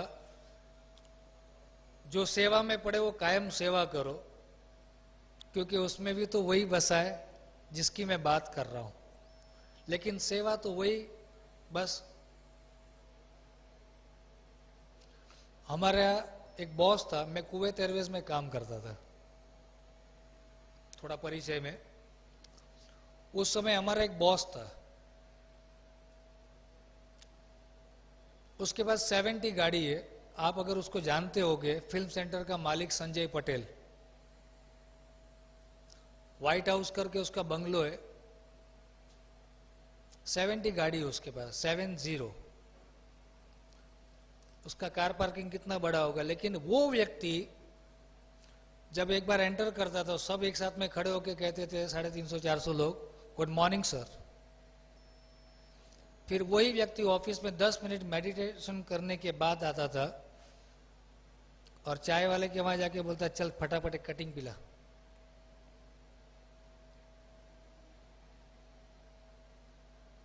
फिर कहता था, यार तू क्या चाय बनाता है यार, शक्कर डालना थोड़ा। बोले नहीं, मैडम ने बोला आपको शक्कर कम देना है। यार पगार मैं देता हूं तो मैडम का सुनता है। तो वहां पे उसको मजाक मस्ती करते हुए देखा। कभी इतना गंभीर आकार लेता था कि अच्छे से अच्छा अगर सामने आ जाए तो उसको एक बार ये हो जाए। हमने देखा है। मिनिस्टर वहां पे एक आए थे और कुछ बात के ऊपर ये मैटर हो गया। ये आदमी दयावान है। कौन? संजय पटेल। मैं नाम लेके इसलिए बोल रहा हूं कि कल को अगर आपको जानना हो तो एक बार उसको मिल सकते हो। वो कोई पॉलिटिशियन नहीं है, लेकिन समाज की सेवा करता है। कैसे करता है? मेरे साथ में, जैसे हम लोग पियून बोलते, ऑफिस बॉय, ऑफिस बॉय था। उसकी बहन की शादी थी तो उसने वहां पे लिख के दिया उस समय, आज से 16 साल पहले, कि मुझे 50,000 चाहिए एज ए लोन, मेरी सिस्टर का मैरिज है। तो बॉस ने ऐसा देखा उसने वहां पे 1 लाख कर दिया और वहां पे लिख दिया हर महीने 3,000 रुपया काटना है और पगार कर दिया 4,000 इंक्रीमेंट। क्या कर दिया? 4,000 पगार बढ़ा दिया, 3,000 रुपये उसमें से काटना, फिर भी 1,000 रुपये एक्स्ट्रा कर दिया, लाख रुपये तो फ्री है। खाली बोलने की बात है। अगर उस बिल्डिंग के अंदर नीचे वॉचमैन को भी आप अगर बोल दो कि आपका सेट तो बड़ा बेकार है, तो पहले वॉचमैन पीटेगा, क्योंकि वो जानता है मेरा सेट कौन है। तो ये तो एक व्यक्ति की बात हुई। 3 लोग का नाथ वो हम सबको उसी तरह रखता है, खाली एक आकार लेना पड़ता है, क्योंकि आपका कर्म वैसा था इसलिए इस तरह से आपको दिया गया है। लेकिन वो गरीब हो या अमीर, किसी के लिए नियम अलग अलग नहीं रखता, नियम तो एक ही है। तो आपका भी बड़ा कीमती समय है, आपको कहीं जाना होगा और फिर कभी मुलाकात में आइएगा। और सबसे बड़ी बात, आज हमने प्रथम हिंदी सभा की, आज तक मैं गुजराती में ही करता था, प्रथम हिंदी सभा। इसलिए ये कभी ना कहना कि बाबू आपकी वाणी में थोड़ा विवेक कम पड़ गया। ठीक है, विवेक कम भले ही पड़ जाए, लेकिन मेरा वचन विवेक कम नहीं होगा, ये कायम रहेगा। बराबर? तो थोड़ा यहाँ पे एक 5 मिनट का विराम है, जिसको समय का अभाव है, सभी को नहीं जाना है, इतना भी सब कीमती समय नहीं है बैठे रहना। हाँ पाटिल साहब, कुछ 2 वचन आप कहिए। कुलकर्णी साहब आइए। पे चल चुके हैं, कुछ चल रहे हैं। वैसे मेरे गुरु भाई लोग भी यहाँ पे आए हुए। नाम से तो मैं किसी को नहीं पहचानता, क्योंकि एक नाम जान लिया तो सब कुछ जान लिया। हमारी पहचान केवल ये आंखों से होती है, ये कभी नहीं मिट सकती। उन्होंने अभी अभी कुछ 2 बातें मुझसे की।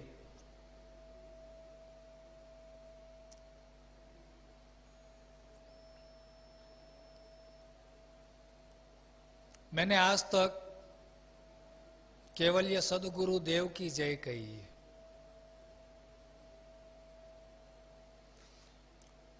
मेरे गुरु महाराज ने जिस दिन इस गुरु गादी पे बिठाया, उस दिन अपना फोटो भी उतरवा लिया। क्यों? मैं भी घर पे उनकी प्रतिमा रख के पूजा करता था, तो उन्होंने कह दिया कि नहीं, इसको भी तू उतार दे।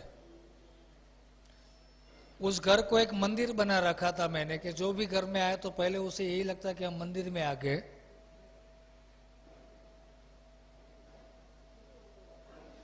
उनका एक ही था कि अगर तुझे ईश्वर की व्याख्या मिल गई, हो ईश्वर की अनुभूति अगर तूने कर ली है, अगर तू खुद ईश्वर हो चुका है, खुद आत्मा हो चुका है, तो तू तो जानता ही है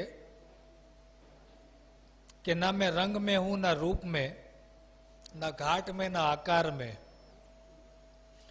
हमारे दादा गुरु त्र्यंबक साहेब,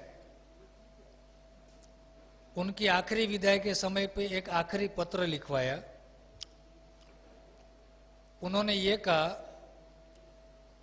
अपने तमाम शिष्यों के लिए एक पत्र छोड़ा कि जिस त्र्यंबक को आप गुरु मानते थे, भगवान मानते थे, वो त्र्यंबक शरीर से तो 4 बच्चों का बाप है, किसी समाज से जुड़ा हुआ है, लेकिन जो त्र्यंबक तुम्हारे लिए बोल रहा था, गुरु रूप होके शब्द की धारा आपके लिए जिसने प्रकट की है, वो अलग था। उसका ना रंग है, ना रूप है, ना घाट, और वो तुझ में बसा है।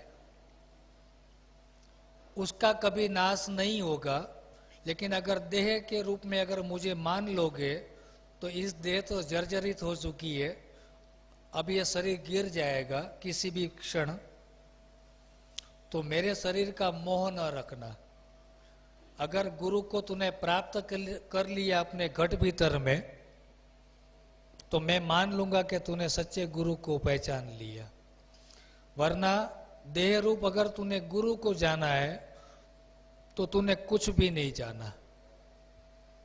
और उसी दिन मेरे गुरु महाराज ने वो पूरा फोटो हटवा दिया कि अगर तुझ में आत्मा प्रकट हुआ होगा तो तू किसी भी आत्मा को प्रकट कर देगा। अगर तू जीव होगा, मन बुद्धि से खेलने वाला होगा, तो तेरे पास कुछ नहीं होगा। तो मैंने कहा बापा आपकी बात तो सत्य है, क्योंकि जिसकी मैं बात करता हूं वो तो अगम लोक की है। अगम, जिसकी कोई गम नहीं होती, ना वो मन की कल्पनाओं का विषय है, ना बुद्धि के तर्क वितर्क का विषय है। वो तो गुरुगम का विषय है। जो सबसे बड़ी समझ है, जिस समझ में से 4 वेद निकले, जिसमें से शास्त्र निकले, जिस समझ में से सब कुछ निकला है, वो गुरुगम मुझे मिल गई है। अब मैं किसी का चबाया हुआ पान नहीं खा सकता। किसकी बातें वाल्मीकि जी ने लिखी तो वो किसी ने सुना दी, उसने सुना दी, उसने सुना दी, वो सुनते सुनते मैं सबका चबाया हुआ, समझ रहे हो ना? मैं चबाया हुआ नहीं खा सकता किसी का। अब इसमें से जो भी निकले वो उसकी मर्जी से निकले। अगर उसकी कृपा हुई तो निकलेगा, नहीं निकला तो मुझे अफसोस नहीं। उस दिन मुझे उस राह पे चला दिया, तब से लेके आज तक हरि गुरु संतों को नमन तो करता हूं। अरे जब मैं इस सभा में आके तुम्हें नमन कर सकता हूं तो वो तो विशेष पद पे, उस पद का तो मैं अधिक सम्मान करता हूं। लेकिन पद का सम्मान हो रहा है, कोई व्यक्ति का सम्मान नहीं होता। मैं बार बार कहूंगा, उन्होंने अपना कर लिया, आप अपना करिए। भला रे कहू भली एक वातड़ी, तू तारो कर विचार, तू तेरा विचार कर, उनका सोचना नहीं है। जब भूख लगती है तो खाली पूरी पूरी बोलने से पेट नहीं भर जाता, पेंटिंग किए हुए पूरी से पेट नहीं भरता, वो तो पका के खाना ही पड़ेगा। अगर तुझे ईश्वर की गरज है, स्वयं की अगर खोज में निकला है, तो सब कुछ हटा, कोई प्रपंच नहीं, कोई दंभ मत करना। एक जगह तुम ये खड़ा करते हो और एक जगह ये तो द्वैत हो चुका।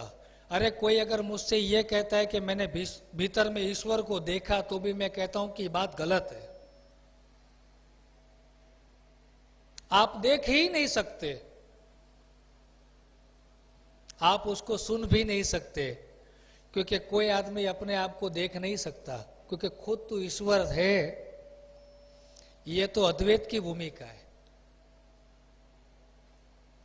अपने आप को देखने वाले तू अपनी बात कैसे कर सकता है? जब आपको खोया तब आपको पाया, और जब उसको पा लिया तो जगत में पाने लायक कुछ नहीं रह जाता। आप जो भी इच्छा करोगे, आप शब्द को खाली इस तरह फेंक दीजिए। एक सामान्य आदमी भी अगर मुंह से शब्द निकालता है, बच्चा चलना सीख रहा है, और अगर आप कहोगे देखना बच्चा गिर जाएगा, और फिर बच्चा गिर जाता है, तो गिराया किसने?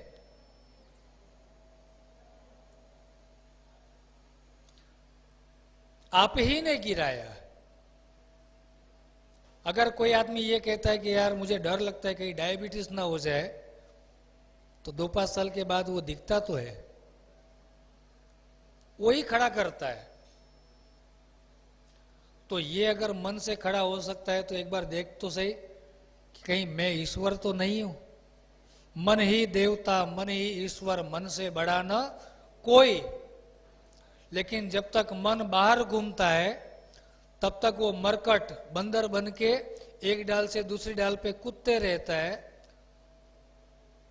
लेकिन जैसे ही मन उस ईश्वर, उस राम के शरण में, आत्म राम के शरण में बैठ जाता है तो नाम बदल जाता है और मन हनुमान बन जाता है। क्या बन जाता है?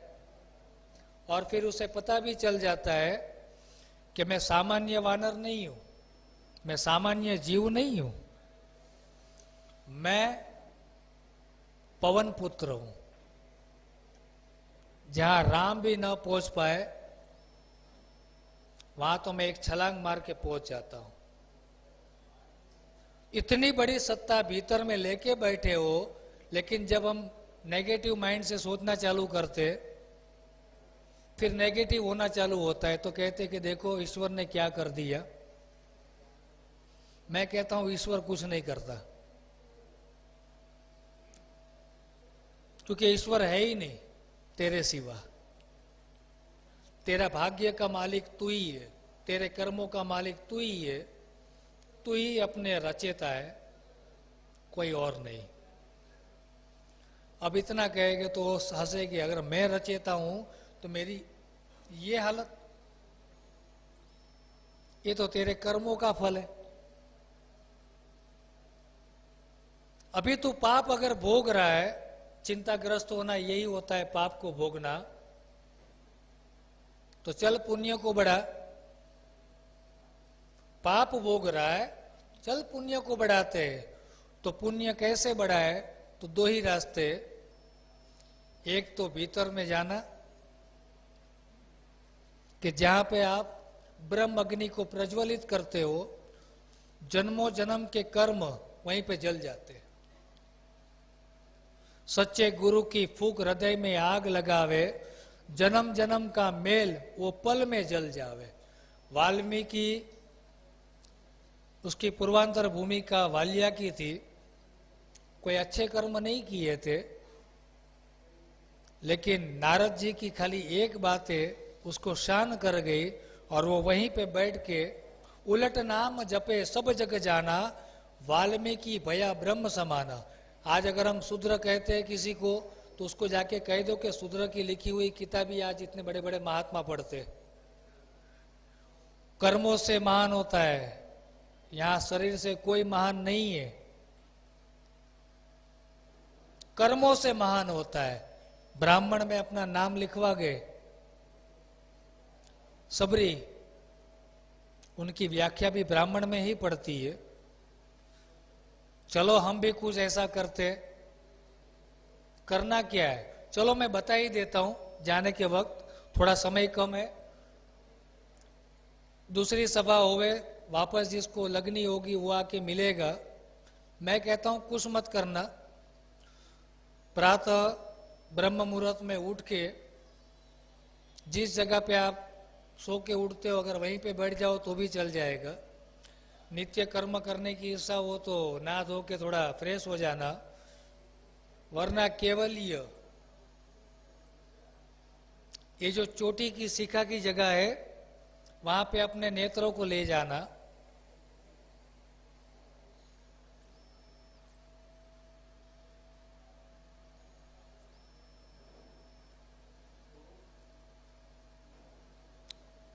वहां पे स्थिर होने का प्रयत्न करना। अगर इतना करने के बावजूद कुछ न दिखाई दिए तो मेरा नंबर ले लेना सोनू भाई से, लेकिन वो रोज एक ही आसन पे बैठ के, एक ही समय पे बैठ के, मैं अनुष्ठान जैसे वो महाराज लोग देते हैं, मैं अनुष्ठान आपको ही देता हूं। इतना तो कहोगे कि महाराज मेरी मेमोरी शार्प हो गई है, या मुझसे कुछ पहले अंदेशा लगना चालू हो जाता है कि अच्छा होगा या बुरा होगा। ये सामान्य मेडिटेशन की बात कर रहा हूं मैं, कि एक बार अपने मन को सहज करना चालू करोगे तो भीतर में आप पाओगे कि ऊर्जा से भरा हुआ तुम्हारा तन और मन दोनों ही जिसका तन और मन ऊर्जा से भरा हुआ होगा, वो जहां पे दृष्टि रखेगा वो उसमें खो जाएगा। और कोई अगर आपको लूटना भी चाहेगा, आपके अंदर वो जो चित्र में ऐसा दिखाते हैं ना, पीछे राउंड राउंड, उसको कहते हैं आभा, ऊर्जा का स्रोत। हर एक में वो ऊर्जा चलती है, अच्छी या बुरी। बहुत बार हम बस में बैठते हैं तो कोई ऐसा बैठा है और उसके बगल में जाके हम बैठ गए तो हम भी थक जाते, असर आती उसकी, फीलिंग हमारी चेंज हो जाती है। और एक बालक जैसा कोई बैठा है निर्दोष, हंस रहा है, तो उसको देखते ही हमारी थकान भी उतर जाती है। वो ऊर्जा मंडल होती है उसके अंदर से जो निकल रही है। तो आपके भीतर में से भी वो ऊर्जा निकलती है। आप उस ऊर्जा को इतना पॉजिटिव बनाओ, ईश्वरीय दिशा में आप अपने आप को ले जाओ कि जहां पे भी अगर आप रहोगे वहां पे कोई आपको दगा नहीं दे सकता। आपकी दृष्टि वो स्कैनर हो जाएगी कि सामने वाले को देखोगे, स्कैन कर लेगा, अच्छा है या बुरा। समझ रहे हो ना? प्रथम लाभ, भीतर का लाभ तो छोड़ो, बाहर जगत में लाभ ही लाभ। अब मान लो कि सुबह ऐसा लग रहा है कि आज मजा नहीं आ रहा है, भीतर में कोई रोक रहा है, काम पे नहीं जाना है, मत जाओ, तो आपको शाम को खबर भी मिल जाएगा कि अच्छा हुआ नहीं गया। लेकिन इसमें दो शक्तियां खेलती है, एक आत्मा की और एक मन की। बस इन दोनों का विभाग जिसने बदल दिया है कि मन की शक्ति को बंद कर आत्मा के प्रेरणा लेनी है। किससे प्रेरणा लोगे अभी आप? भीतर में आप जाओ, आत्मा से प्रेरणा लेना सीखो कि मेरा अंतरात्मा क्या कहता है। जिसने अंतरात्मा से बात करना चालू कर दिया उसको फीलिंग तुरंत आ जाती है, जैसे हवा दिखती नहीं है लेकिन ठंडा या गर्म हमें पता चलता है। समय का अभाव, लेकिन जो मैंने क्रिया बताई है, इसी आसन में बैठना 31 दिन, पूरा 1 महीना ये उपासना करो। 1 रुपये का खर्चा नहीं, ना टिपकी करनी है, ना कोई हाथ में माला लेनी है, ना कोई अगरबत्ती करना। जहां पे बैठो वहीं बैठ जाना। अगर उसमें कुछ 1% भी फर्क आता है तो फिर मेरे पास आना, फिर मैं आगे बताऊंगा कि आगे कैसे चलना है। कल ही हमने सोनू भैया से कहा कि 3000 लोगों के नाम, 350 टेलीफोन नंबर्स, उतने ही भजन, इतनी ही वाणी, वो स्कैनर है। वो एक बार ऐसा आपने देख लिया और कुछ लोग रट्टा लगाते, समझ रहे हो?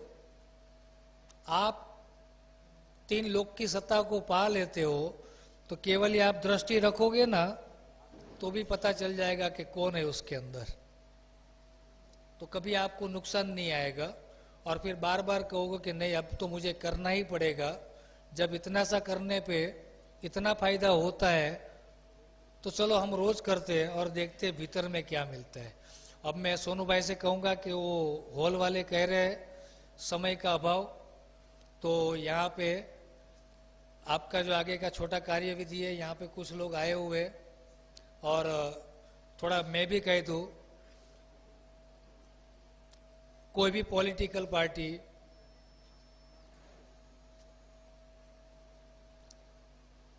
जो सत्संग के तरफ, समाज की क्रांति की तरफ दौड़ता है, वो कम नहीं आंका जाता। अगर मेरी जगह पे अगर आप ये कहते कि सत्यनारायण की पूजा करनी है तो फिर कुछ लोग आते, कुछ लोग न भी आते। लेकिन सत्संग का अर्थ ही ये होता है कि सत्य से कैसे जुड़ा जाए। पूरी जिंदगी हम किसी धर्म गुरु को अपने आप को सरेंडर नहीं कर सकते। सारी जिंदगी उसके वहां जाके ये सब नहीं कर सकते। हम ये कहेंगे कि मैं आपके पास कारीगर बनने आया हूं, आप मुझे सिखाओ। तो सीखने के बाद आप ये कायम कहते हो कि मुझे फलाना साहब ने, हाँ ये एक मुंह पर कह सकते हो, लेकिन फिर उसके पीछे पीछे हम नहीं दौड़ते। लेकिन जहाँ बैठते वहाँ पे यादी यहाँ से करते, उसके लिए इज्जत होती है। इज्जत उसी की जाती है जो पूरा काम सिखाए। तो हमको भी एक गुरु ऐसा मिला कि जिसने पूरा बना दिया। क्या था और क्या हो गया। मानव था, मानव बनने आया था और ईश्वर हो गया। चलो हम भी सब ईश्वर बन जाए, और एक ही चेतन का दरिया है, हम सब चेतन रूप मिलके खेले, ना कोई छोटा ना कोई बड़ा, कंधे से कंधा मिला के। अरे आज एक व्यक्ति ने पूरा सर के ऊपर उठा के चला है, मुझे नहीं पता है, मैंने उनको भी कह दिया कि तुम लोग कुछ मत करना, क्योंकि तुम लोग ऐसे हो कि पूरा कृष्ण ने एक उंगली के ऊपर पहाड़ उठा लिया, और वो आजू बाजू वाले लकड़ी लेके खड़े थे, और फिर बाद में कहने लग गए तुमसे क्या होता अगर हम लकड़ी ना रखते। समझ में आ रहा है ना। इसीलिए मैंने कह दिया कि आप सब दूर हट जाना, वो सब कुछ करेगा, और बाद में तुम दो कहोगे कि मैंने भी इसमें कुछ किया है, इसलिए मैं सबको अलग कर दिया हूं। एक व्यक्ति के अंदर आज मैं कह सकता हूं कि यह व्यक्ति इतने लोगों में बटा हुआ है, सबके हृदय में अपना स्थान बना चुका है। ये कोई मामूली बात नहीं होती। एक इंसान अपने घर के 4 मेंबर को भी अपना नहीं कर सकता, और एक व्यक्ति पूरे समाज को, मानव समाज को साथ लेके चलता है, ये कोई छोटी बात नहीं होती है। और वो भी ऐसा करके चलना, ये तो अधिक कठिन है, क्योंकि किसी के सामने झुकना जीव दशा वालों को पसंद नहीं है, लेकिन जो झुक गया ना साहब, उसी ने प्राप्त किया है। और मैं तो कहूंगा कायम ऐसे ही रखना, क्योंकि ये मुद्रा है ना बहुत अच्छी है। दास का दास।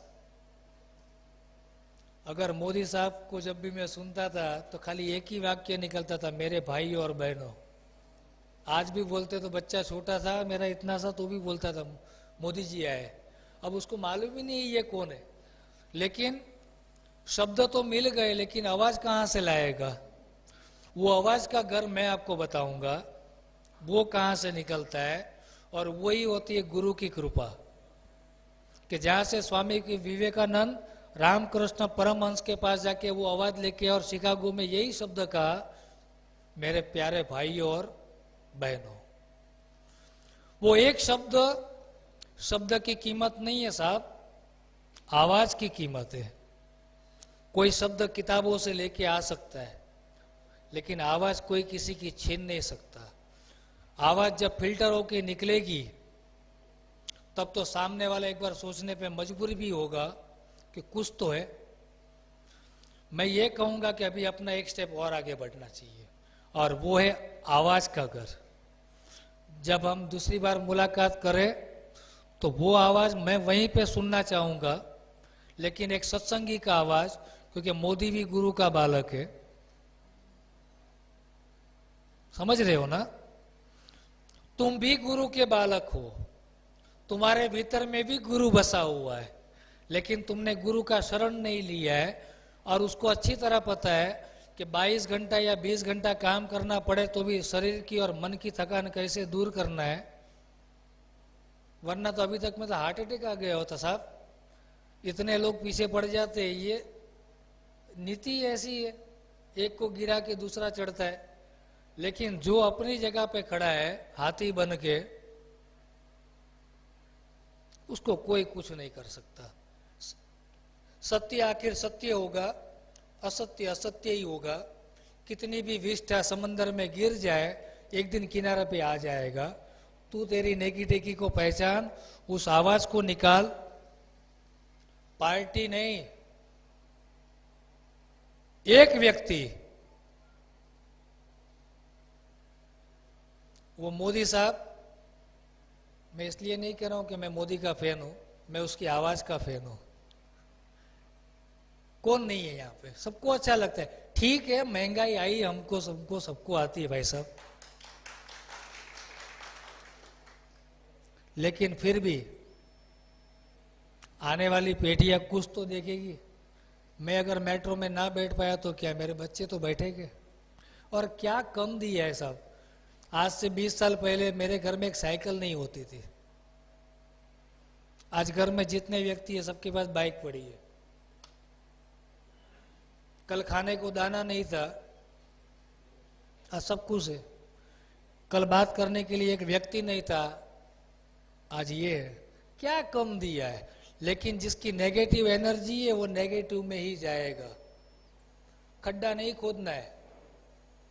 हम खड्डा खोदने नहीं आए, हम सीधी सड़क बनाकर उस सड़क पे हम चलेंगे। ये है हमारी सरकार। बोलो जय गुरुदेव। आओ सोनू भाई।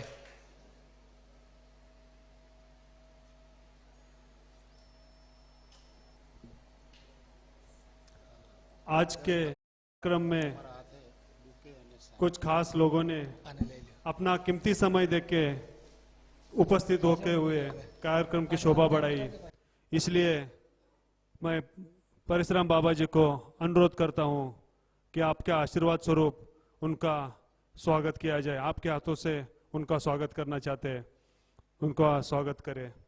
मनीष पटेल, राष्ट्रीय समाज पक्ष के अध्यक्ष, उत्तर पश्चिम के जिला अध्यक्ष मनीष पटेल जी।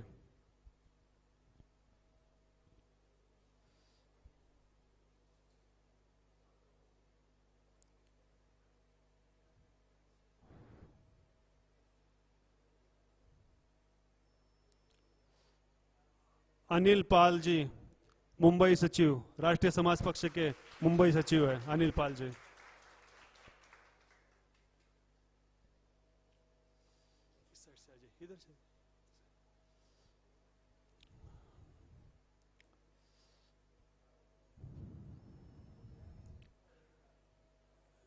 जीवाजी लेंगरे, उत्तर मुंबई महासचिव।